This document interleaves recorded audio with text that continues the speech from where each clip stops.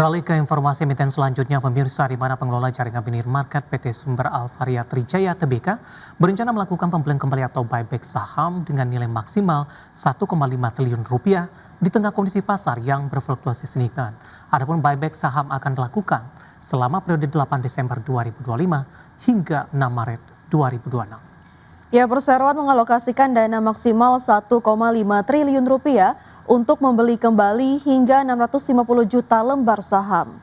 Jumlah tersebut tidak akan melebihi batas 20% dari modal ditempatkan dan disetor, serta tetap mempertahankan porsi saham publik minimal 7,5%. Perseroan menyatakan buyback saham diharapkan dapat membantu menstabilkan harga saham perseroan di tengah kondisi pasar yang fluktuatif, serta meningkatkan kepercayaan investor terhadap nilai fundamental perseroan. Manajemen menyatakan buyback tidak akan mengganggu kegiatan operasional maupun arus kas perusahaan. Selain untuk menjaga stabilitas harga saham, manajemen menilai program buyback memberikan fleksibilitas jangka panjang, mengingat saham treasury dapat dijual kembali di kemudian hari jika perseroan membutuhkan tambahan modal. Pemirsa, Presiden Prabowo Subianto memimpin rapat koordinasi penanganan dampak banjir bandang dan longsor di Aceh, Sumatera Utara dan Sumatera Barat di Posko Terpadu Penanganan Bencana Alam Aceh. Dalam arahannya, Presiden kembali memerintah untuk percepatan penyaluran logistik bahan pangan dan pembukaan akses jalan. Ya, berada di lapangan udara Sultan Iskandar Muda Aceh, Presiden memimpin rapat para Menteri Kabinet Merah Putih, di mana dalam arahannya Presiden kembali mempertegas perintahnya agar segera dilakukan upaya-upaya cepat penanganan dampak bencana terhadap masyarakat. Prioritas pemerintah memastikan bahwa penanganan dan pemulihan daerah terdampak, terutama akses jalan darat dan penyaluran bantuan berjalan cepat dan juga tepat sasaran. Terutama bantuan cepat mungkin disalurkan ke daerah-daerah yang terisolir. Dalam laporan Badan Nasional Penanggulangan Bencana atau BNPB, sebanyak 700 lebih desa atau gampong di Aceh diketahui masih terisolir, di mana dari angka tersebut sebanyak 232 gampong masih terisolir di Kabupaten Bener Merah, 295 gampong di Kabupaten Aceh Tengah, dan 216 gampong di Kabupaten Aceh Tamiang. Satu kompak kerja semua untuk rakyat, untuk segera memulihkan keadaan. Saya lihat semua lembaga, TNI, Polri, BNPB, PLN, Kemsos, semua ada.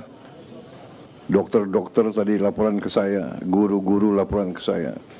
Semua saya lihat, jadi saya sampaikan terima kasih. Kemendagri, PU, semuanya bekerja keras. Ini memang suatu tantangan, cobaan bagi kita, tapi ini juga menurut saya menguji kita, dan kita melihat bahwa kita punya kekuatan yang ada pada kita, pengalaman. Kita pernah mengalami musibah-musibah yang besar, cobaan-cobaan besar, tapi kita dengan kerjasama, dengan kekompakan kita mampu menghadapi. Sementara itu, Kementerian Energi dan Sumber Daya Mineral memastikan pasokan listrik dan BBM di daerah bencana berangsur pulih. Pemerintah meyakinkan seluruh daerah dampak bencana sudah teraliri listrik dan distribusi BBM terpenuhi. Ya, perbaikan kondisi infrastruktur khususnya sistem kelistrikan hingga pasokan bahan bakar minyak di 3 provinsi Aceh, Sumatera Utara dan Sumatera Barat terus dimaksimalkan. Kementerian SDM memastikan pasokan BBM dan ketersediaan listrik berangsur pulih. Juru bicara Kementerian SDM Dwi Anggia mencatat saat ini pihaknya terus mengejar sejumlah infrastruktur kelistrikan di 3 provinsi di Sumatera yang terkena banjir dan longsor.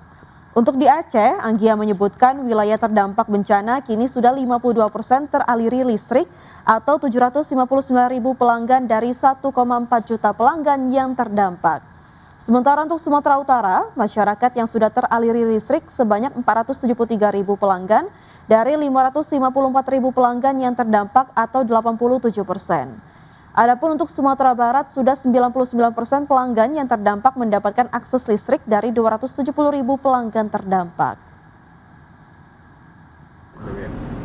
perbaikan infrastruktur listrik, terutama di 3 provinsi yang terdampak di Aceh, Sumatera Utara, dan Sumatera Barat, semua sudah berprogres.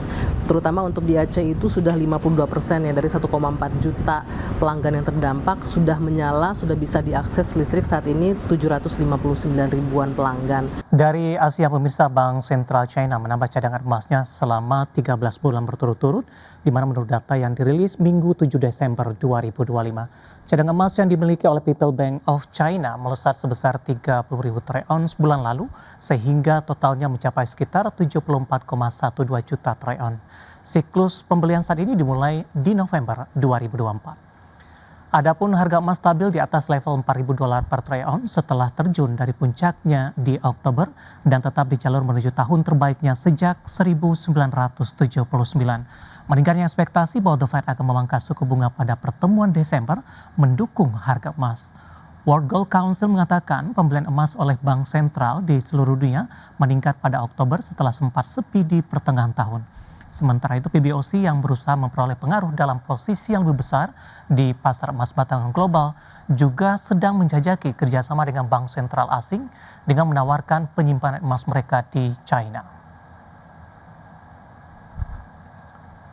Dan selanjutnya kita akan update data terakhir dari bursa global. Pemirsa, kita ke Wall Street terlebih dahulu, di mana bursa saham Wall Street menutup pekan dengan kenaikan tipis di Jumat setelah serangkaian data ekonomi terbaru menjaga ekspektasi tinggi terhadap kemungkinan pemangkasan suku bunga The Fed.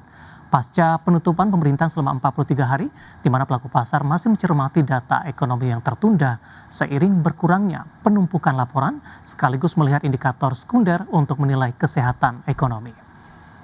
Dan seperti apa update terakhir penutupan dari bursa Amerika Serikat, di mana indeks Dow Jones naik di 0,22% ke posisi 47.954, S&P 500 menguat di 0,19% di 6.870 dan Nasdaq Composite naik di 0,31% ke level 23.507/8. Kemudian data terakhir dari bursa Eropa, di mana bergerak mendatar di Jumat pekan lalu dan menutup pekan dengan kenaikan tipis, sementara para investor mencermati laporan inflasi Amerika Serikat yang telah lama dinantikan dan memperkuat ekspektasi pemangkasan suku bunga The Fed.